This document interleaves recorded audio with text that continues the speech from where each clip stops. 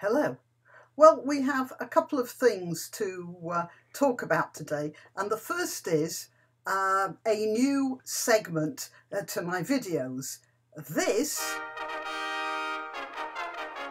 is the Sadile, and I will be awarding a Sadile, or perhaps two, to any organisation that has been outstandingly stupid. So this may not happen all that often, or it might get boring, but if somebody wants to nominate, then please go ahead. And now let's get on to business, because, well, actually the big news is that my computer's back here. Doesn't it look fine? Yeah. And the slightly smaller news is that, no doubt as payback for all the trouble the Palestinians are causing America, Donald Trump has declared that Jerusalem is to be recognised by the United States as the principal city of the State of Israel. Now, that's the sort of capital punishment I really can get behind.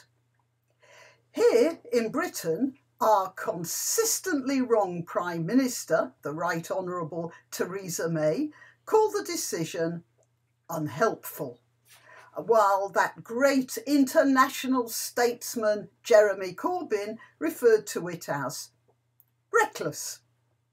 And predictably, the Palestinian leadership has declared 3 days of rage.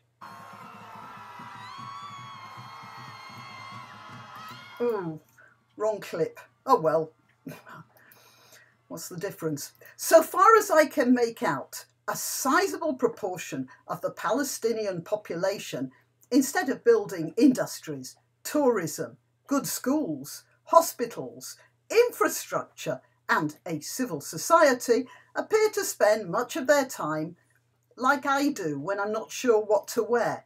You know, standing in front of the wardrobe, looking at what's hung up there and going, should it be rage today? Or perhaps something a bit lighter, like peak, maybe. But that won't go with aggravation. And I've got to wear aggravation. Let's see. How about animosity? Maybe too warm for this weather. Indignation? Oh, I don't know. That's a bit ordinary.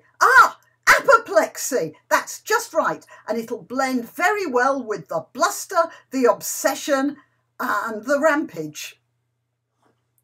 I am, of course, talking about the Palestinians who have nothing better to do. That is, the ones who aren't being treated for free in Israeli hospitals, or ones who have got a job to go to in the morning, usually in Israel, since the Abbas government gets most of its local income from extortion and blackmail, which is not that good for business. Or the Christians, who are being bullied, coerced, kidnapped, silenced, and driven out by the mafiosos who are running the West Bank and Gaza right now. Yeah, those guys are probably not too enraged by Trump's announcement, but like conservative professors in American universities, they don't dare speak their opinions out loud. So all we get to see on our news outlets is a lot of good visuals of a mob of howling puppets jerking their arms about on the end of Hamas strings, while the sensible heads stay at home and, as the expression goes, shut the fuck up. This is no criticism of them, by the way. I have to point out that while real liberals in America might lose their livings for holding politically incorrect opinions, in the areas controlled by Fatah and Hamas, opponents lose not just their livings, but their lives. So I can fully sympathise with their reluctance to come forward. However, what has come forward is a lot of stuff on Twitter from people taking up what they think is the Palestinian cause and saying, look what that idiot Trump's gone and done. Now there'll never be peace. Oh yeah, like Abbas and his reservoir dogs really do want peace, don't they? if they got all of Jerusalem tomorrow, the next day they'd be rioting about Haifa. And if they got Haifa the day after that, it would be Tel Aviv, because they don't want a piece, they want the whole damn thing.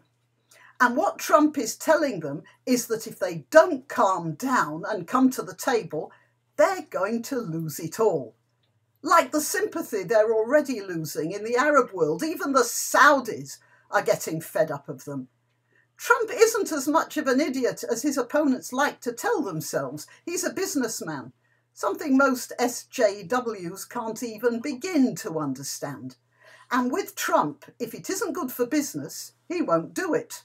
That's why I'm quite sure that Trump's decision has come about as much from a change of attitude in Arabia as any warmth he might feel towards Israel.